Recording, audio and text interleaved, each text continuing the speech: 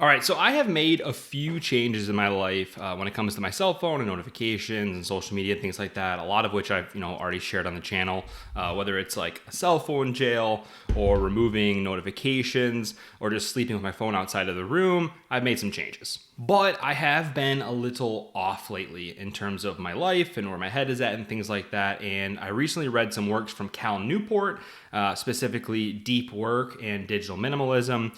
And they're kind of those kind of books that come to you at a perfect time in your life when you definitely need to read them. I have found myself reaching and thinking about my phone entirely too much recently, and it's starting to kind of be a distraction across the board, whether it's work, personal, all that stuff. I can feel myself like reaching for my phone, or when I'm around loved ones or my wife, I'm like on my phone for some reason. And when I'm trying to go to sleep, I'm like thinking about what I might be missing out online or thinking about things I can be looking at online. And it's just become a problem for me. So drastic times call for drastic measures. And it sounds almost foolish to say that this is drastic because up until recently, people didn't even have the internet. So this is like the definition of first world problems, but I really think they're becoming massive world problems in the grand scheme of things. So what I'm doing is I'm choosing to spend the entire month of March with no social media, nothing, no notifications on my phone, absolutely nothing. That means this channel, my Instagram page, it's like going dark. I'm going dark. When I was reading Digital Minimalism, there's a point in the book that talks about how it's not necessarily a detox, because a detox means that most likely you're going to do it for a little bit and then kind of go back to the way life was.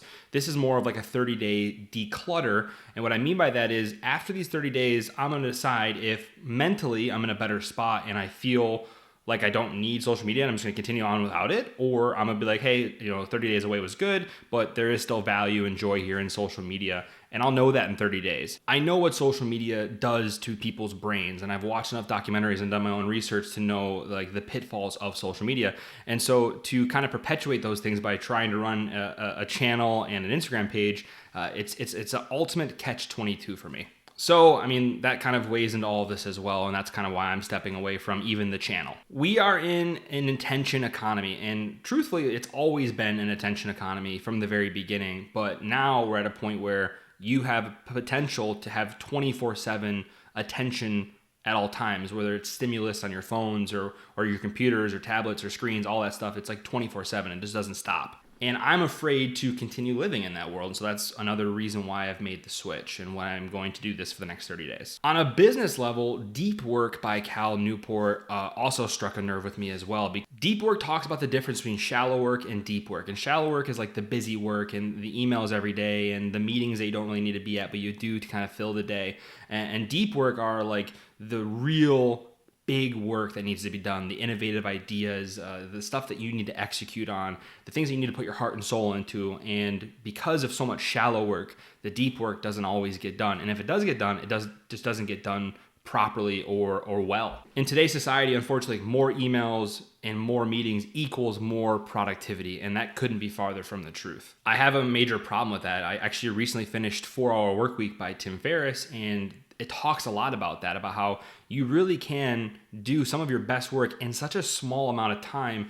Like the reason that things take 8 to 10 hours a day is because of how many distractions are in your life. If you don't have any distractions and you're only focused on your work, you can get done so much faster and have such better work done and be more productive and just be a better executor and just be a better worker, be a better employee, be a better leader, be a better mentor, parent, whatever it is. You can just be better at it because you can focus more intently and do better work. Just think about how much of your day is spent like with the illusion that things are happening, and the illusion is that I'm working so much, but in reality, you're scrolling Instagram all day, you're online shopping, you're attending meetings that the whole time you're there, you're mad that you're there, you're reading and responding to emails that you easily don't need to read and respond to.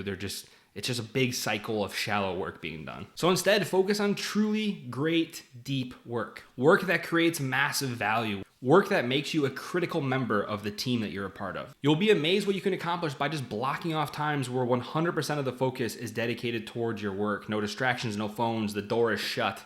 Nobody is getting to you. Maybe some music in the background, but really it should just be you alone in your own thoughts and allowing yourself to get that massive deep work done. You might only need an hour or two to get more done than what other people do in 10 to 12 hours a day, which sounds absurd, but in the 21st century, it's kind of true now. The ability to focus will separate you from everybody else across the country and across your own company even. The attention economy is just going to get harder and harder to get out of.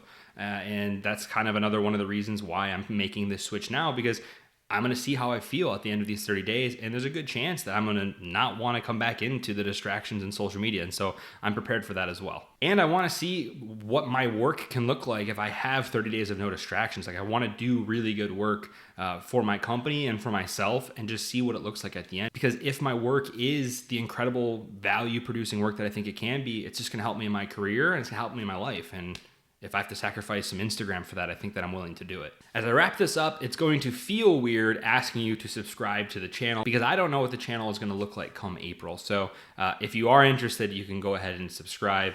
If you're interested in learning a little bit more about the Pegan Diet book that just came out by Dr. Mark Hyman, you can check that out above.